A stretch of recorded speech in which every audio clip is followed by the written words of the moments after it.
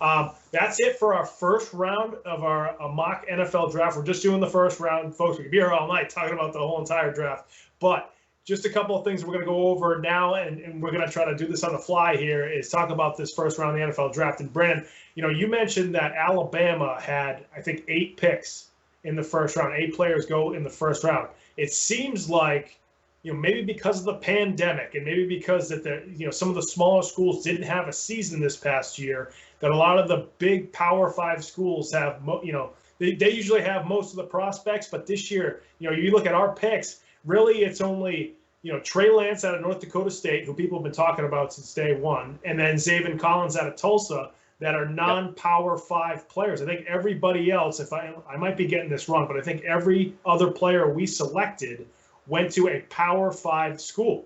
So, do you think this is because of the pandemic, and a lot of these players have either been seen or they've played on the national stage so much? Why do you think this is how this might fall tomorrow night?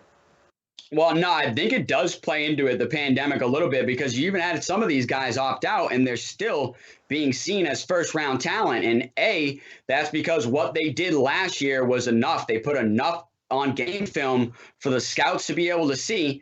And then B, their measurables are all adding up, and their pro days turned out well.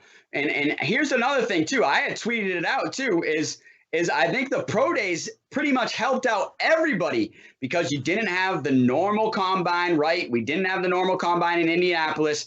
Everybody got to have their pro day on their university or on their college campus with their coaching staff and with their teammates. So I think everybody pretty much put in good numbers and had good showings at their pro days. And I even said some of the 40 times were BS to me, because it seemed like everybody was running sub 4.5 or sub 4.4.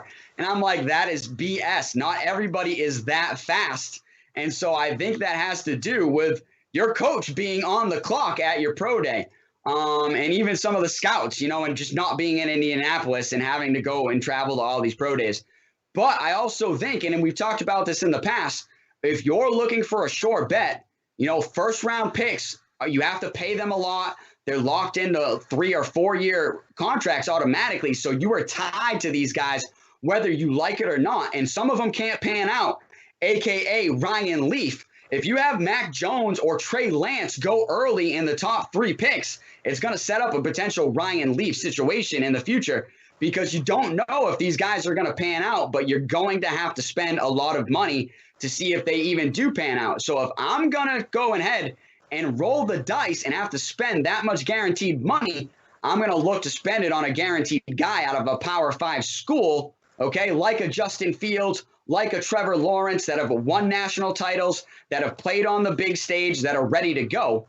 So I think that does have a big deal and played out, and especially in our mock draft, I think it played out like that as well. And like I said, Alabama, that's just a team, they produce NFL talent all the time. So us taking 8 Alabama players in the first round, you could see that tomorrow night. You might even see 9 players go in the first round tomorrow out of Alabama, because they just produce so much NFL talent. But yeah, no, I think you're right. I think it did play into it. Yeah, I agree. And I think the big thing is a lot of teams, I know the Patriots look at it this way, they have in the past with drafts. You, in the first round, especially if you're in the middle to the back half of the draft, you try to find a player who you think is going to be a starting level and possibly Pro Bowl level player, but at least a starting level player from day one, very consistent player. Because what happens is you get the 4-year contract, but then the team option is the 5th year. So if you really like this player for 4 years, you can then hang on to them for a 5th year with a rookie deal, which is huge. Especially that's why I think a lot of teams wait till the back end of the first round to take running backs, because now you're getting the running backs prime from age 22 to 27 for 5 years under a rookie contract, when the running back is going to be most productive. So I think, that's one of the other things too, is when you take players from these Power 5 schools, if you think they're a little bit more of a sure thing, you do that to keep them on that 5-year contract. Then teams tend to take bigger chances in the second round with either smaller school guys or guys with injury problems. I remember the Patriots did it with Rob Gronkowski. It worked out really well. There's obviously there's some other players that have gone in the second round that we thought were big talents, but maybe they had injury problems in the NFL or they just didn't pan out. So that's when, again, I think even more so going to be where the players that the teams want to take chances on and go in the second and third round. Because this is a deep draft. This is a very deep draft, especially an offensive line and wide receiver. So I think the second round is when teams are going to be taking chances, especially at some of the smaller school guys. So that's going to be really interesting. Again, absolutely. I've got a question for you now, though. I've got a question for you. And I think you're right. I think this is a deep draft. And personally, it's one of my favorite drafts over the last few years because I think you've got talent going into the third or fourth round in this draft. But my question for you is, with the big news that broke today out of Denver, with them trading for Teddy Bridgewater, what would you do? Would you still take Trey Lance, or would you look to get an offensive weapon or do something else with that pick? I think the only thing they don't need is receiver. So I don't think they'll take a receiver at 9. I know they've been tied to Micah Parsons. We saw him drop, a few more picks after the Broncos. So he could be a player to take there. Vic Fangio, is a defensive-minded guy. So he might really want the quick linebacker. Denver's had really quick linebackers in the past with Von Miller, Brandon Marshall. Some of those guys have really been quick linebackers there for Denver. They could take a defensive back if they feel like one of those guys if either one of those guys is still there, which they probably will be, at least one of them, either Horn or Surtain. But if I were them, I think I like Trey Lance. I've actually liked him more as the last couple of days have gone on. Just hearing how much he was involved with the passing game at North Dakota State. I know he didn't play a lot of games. I know he played at a much lower level than the SEC or the Pac-12 or the Big Ten, but he had a huge command of the offense at North Dakota State. He played under center more, and he was able to call a lot of protections, call a lot of audibles in that offense. So if I'm Denver and, you're still looking for that, top-end quarterback, you now have Teddy Bridgewater. I think, because they acquired Teddy Bridgewater, they're saying Drew Lock just isn't the guy. He just isn't the guy. And if they don't think he's the guy and Lance is there, take him. Lance can sit for a year because he hasn't played that much behind Teddy Bridgewater, who's the consummate professional, very smart quarterback, will run the offense well. He's the perfect guy for Lance to learn behind. So I think at number 9, I'd still take Lance if he's there. I think that's a solid move. And honestly, Trey Lance has grown on me throughout this draft process. I had an argument on Twitter, at the beginning of the draft process with a guy saying, this guy is not going to be drafted in the first round.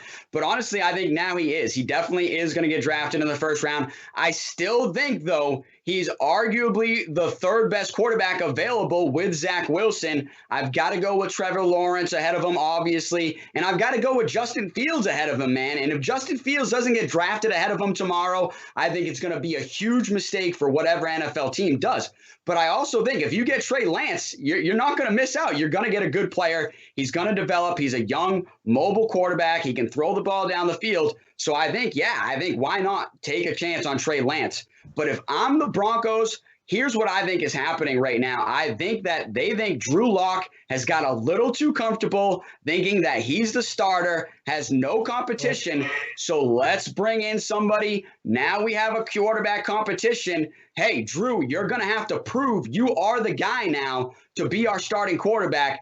Either that's going to elevate Drew Lock's game or he's just going to fall out and dud out, and Teddy Bridgewater will be able to take the reins. So I'm going to go ahead and I take offensive lineman. I'd take Vera-Tucker from USC and bump him out and get a little bit more protection for whoever my quarterback's going to be.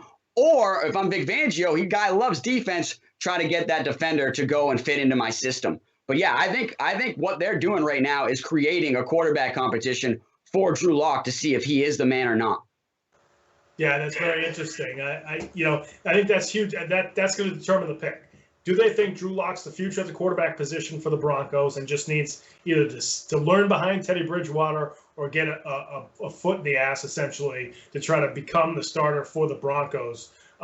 Or do they not think he's the guy, and then will they go after a Trey Lance? Because they have so many good receivers and pass catchers and backs there, that are dynamic pass catchers. So, once they get that guy, their offense is going to be rocking and rolling again, kind of like back in the Peyton Manning days when he was, the MVP of the league and throwing all those touchdowns. Omaha, yeah, absolutely, man.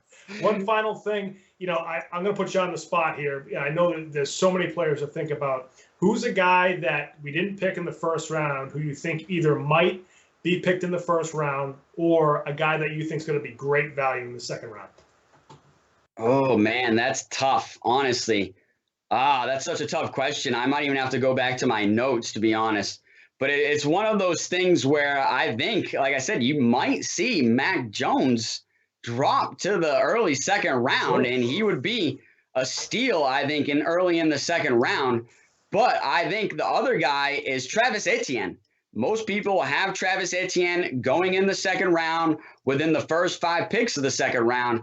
I think this is the guy that is probably the most NFL-ready guy that has been in second-round rumors, because honestly, I drafted him 30th overall to the Buffalo Bills in the first round. So I think he's really one of those guys that is kind of on the edge of being a first or a second-round talent. But everything I've seen from this guy over the years at Clemson is that he's NFL-ready and ready to go. So I think Travis Etienne would kind of be that like little diamond in the rough, per se, that might fall to the early second round. Yeah, I think that makes sense. I also think, guy, we didn't talk about Javonte Williams, the running back out of North Carolina. A lot of teams like him too. He can catch the ball in the backfield, and as I mentioned, you pick him, at the very end of the first round. Then you have a running back for 4 years, then a team option for the 5th year. So that could be an option for a team as well at the very end of the first round of the draft. So that would be. This is going to be a great draft. There's a lot going on. You and I love football. We're going to be excited, especially as Patriot fans. The drafts have been kind of boring because they always trade back. But this year, it's going to be very exciting to see what they do at 15. So, folks, another guy to look after too. And the rumor has it that if the Patriots don't get their quarterback in the first round, that they might take this guy in the second round. And he arguably should be in this quarterback talk, and he hasn't been. Kellen Mond out of Texas A&M. He's got all the measurables to be an NFL quarterback. And last year and this year in the SEC, he threw 19 touchdowns and I believe only 6 interceptions. Had a great year, is also mobile and can run the ball. So honestly, Kellen Mond might also be that diamond in the rough. And you might see the Patriots, if he's still available in the second round, move around to make sure that they get a young quarterback. And it might be Kellen Mond out of Texas A&M. Definitely. If they don't go up to get a quarterback, they might trade back to get a good defensive player or receiver in the first round. Then they might have the ammo to trade up in the second round to get a Kellen Mond. Davis Mills is another guy that they've been linked to at quarterback as well. So it's going to be a lot of fun over the next couple of days with the NFL draft. Folks, that's going to do it for our show this week on Comeback Sports. Once again, you want to follow us on Twitter. You follow those 2 Twitter handles at the bottom of the screen, and also subscribe on YouTube. And if you want to call into our show, find that number at the very bottom of the screen right there. You can call in, leave a voicemail. You can call us during the show and give your opinion about what sports topics we're going to be talking about, including this mock NFL draft, because next week we're going to be reacting to the draft, the entire thing, not just the first round, but the entire draft overall. As always, it's going to be a lot of fun. Thank you so much for being with us, folks, here tonight. We'll see you next time on Comeback Sports. Good night, everybody.